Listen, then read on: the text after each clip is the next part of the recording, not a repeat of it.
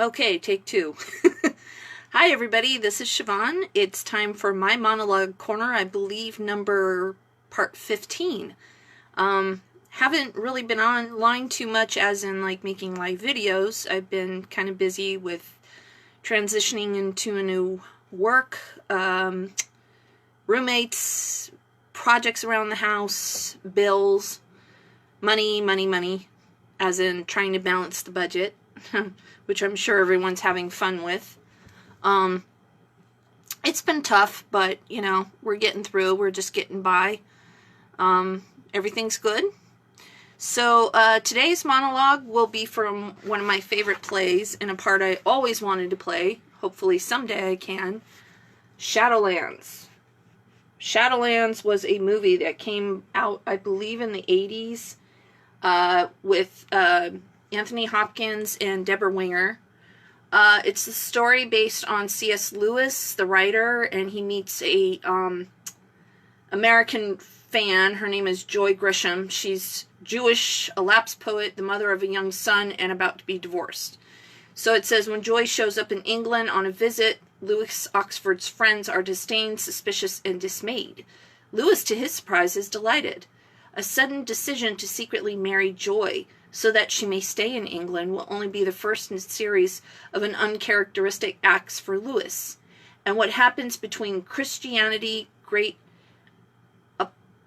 apologist, and the outspoken American is destined to call into question in the foundation of Lewis's theology, and his understanding of both of the sacred and the all-too-human heart.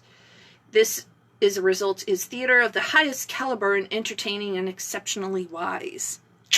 Wow. So basically, this is a true story, kind of. It's about C.S. Lewis, the writer, who wrote Lion, the Witch, and a Wardrobe. And he was like a reformed bachelor. And he meets Joy Gresham, who again is Jewish, and she's a poet. And she's going through a really bad divorce. And she's got a young son who I believe is about 10 or 12, 13. But anyway, they somehow, some way sort of fall in love, and they get married, but it kind of ends sadly. It's kind of sad. I won't tell you what it is, because you could check the movie out, or you could read it. It's by the award-winning play by William Nicholson. So, and this came out, I believe, in the 90s. Let's see. Yeah, 1990. Wow. So, the monologue I'll be doing is, the part where Lewis asks Joy, I think they're getting to know each other at this part. He says, do you love your husband? I don't know how to answer that one. Bill's very talented. He wants to do right by everyone. He's a good man at heart, and I guess I love him. Bill's a drunk. He sleeps around a lot. He gets violent sometimes, and I guess I haven't loved him for years. Once he broke a bottle over Douglas's head. 2 days later, he said, "When have you ever known me to do such an unkind thing?" He's worn me out. That's the truth of it. The only thing that is new is that he wants a divorce. And a lot of good things have come out of my life with Bill. We were happy at the beginning. And then Douglas. And something else too. Something that happened to me, very important, that in a strange way I owe to Bill.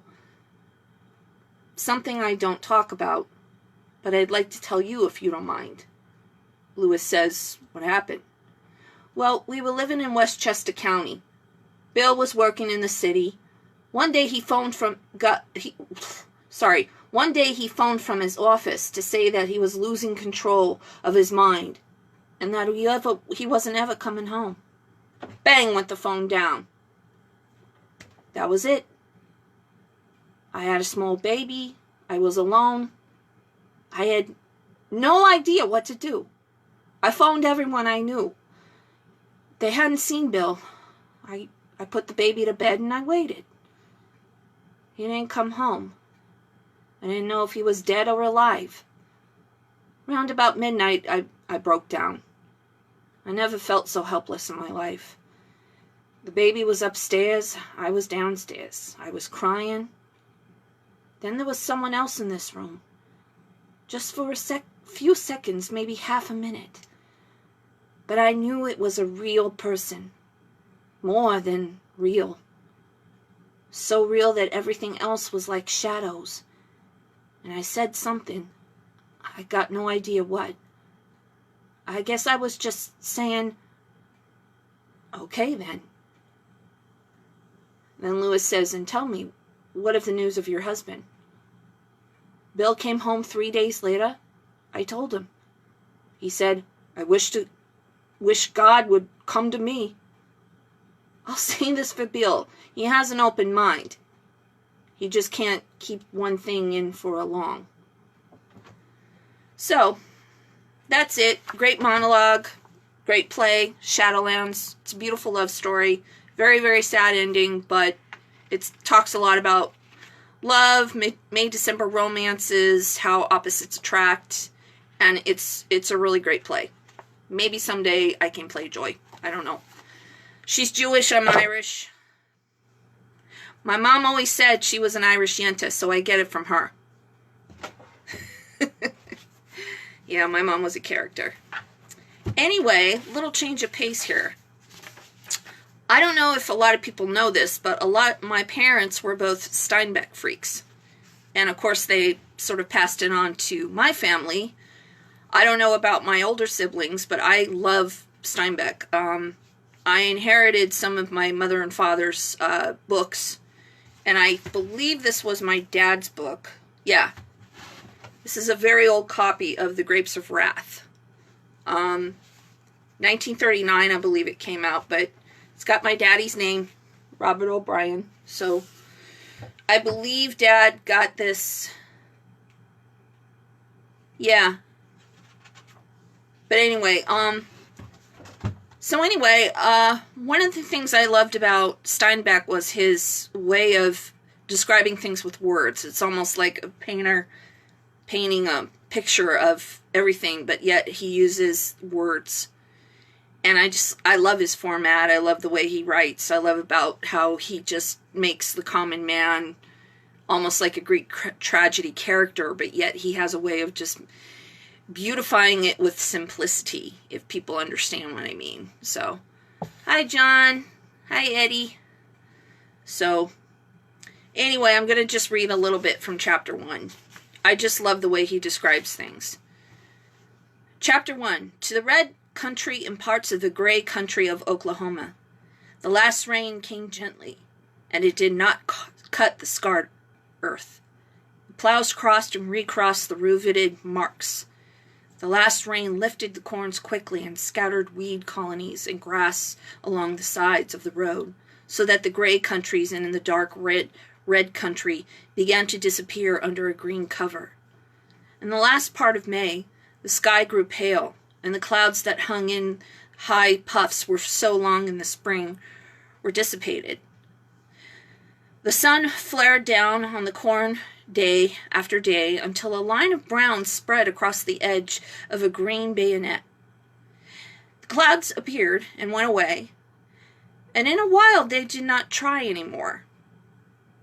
The weeds grew darker green to protect themselves, and they did not spread any more. The surface of the earth crushed, a thin, hard crust, and as the sky became pale, so did the earth become pale, pink in the red country and white in the gray country. In the water-cut gullies, the earth dusted down in dry little streams.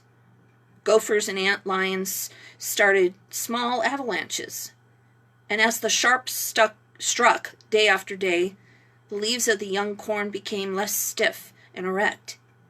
They bent in a curve at first, and then, at the central ribs of each, strength grew weak, each tilted downward.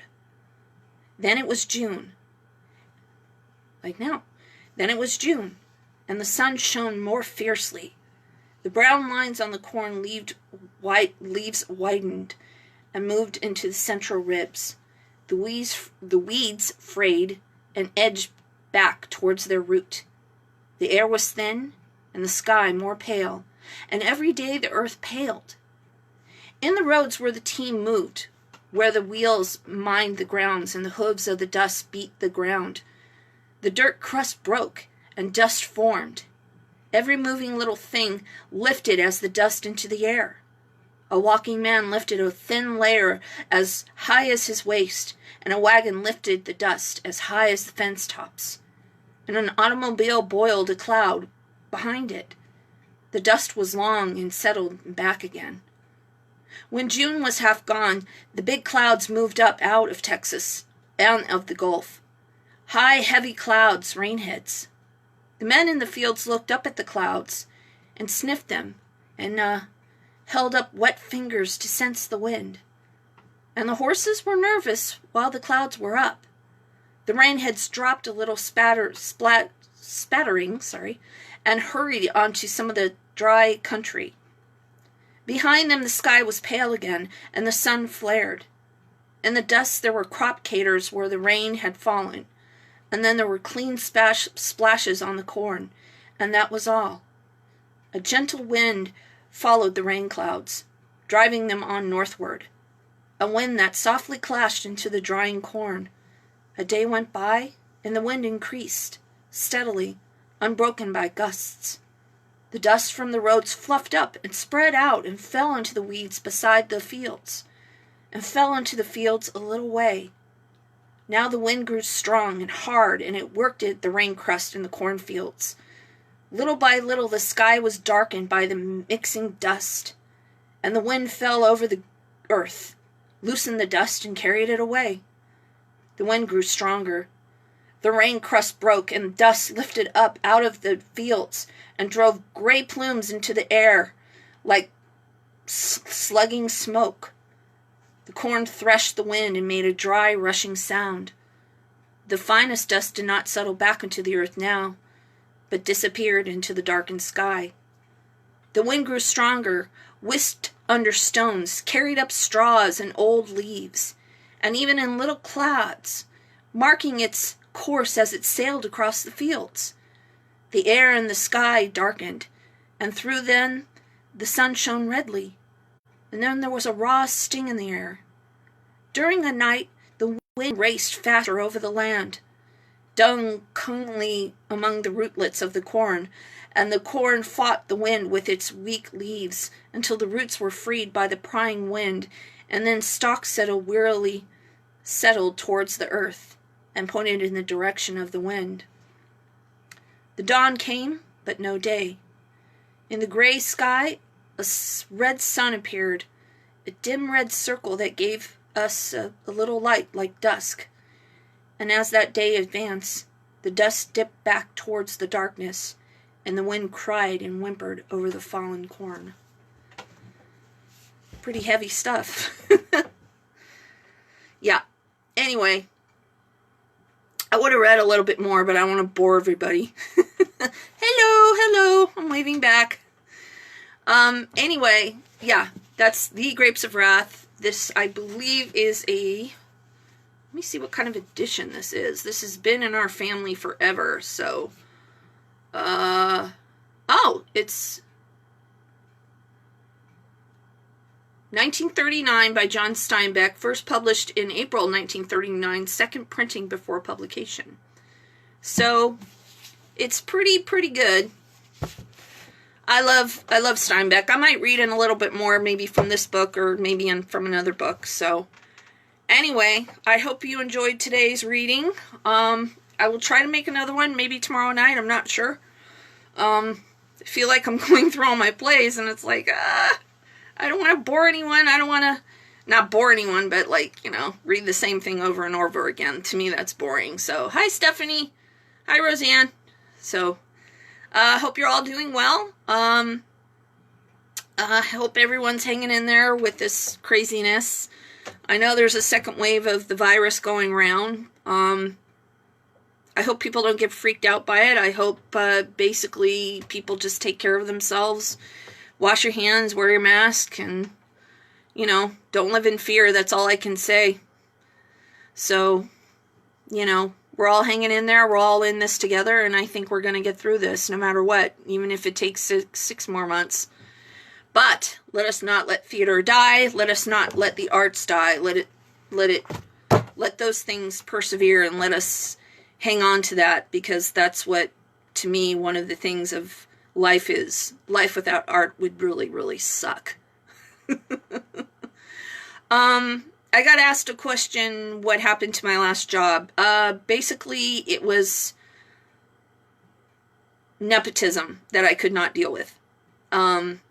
And I'm not going to do an assignment that I have no training or no knowledge of. So, best to just dust off the dust and keep moving forward. Anyway, so anyway, I hope everyone is well. Let me know if you like it. Let me know if you don't like what I'm doing. I'm cool. And I'll try to do another play reading or Steinbeck reading later. So I hope you're all well, and take care. Peace out.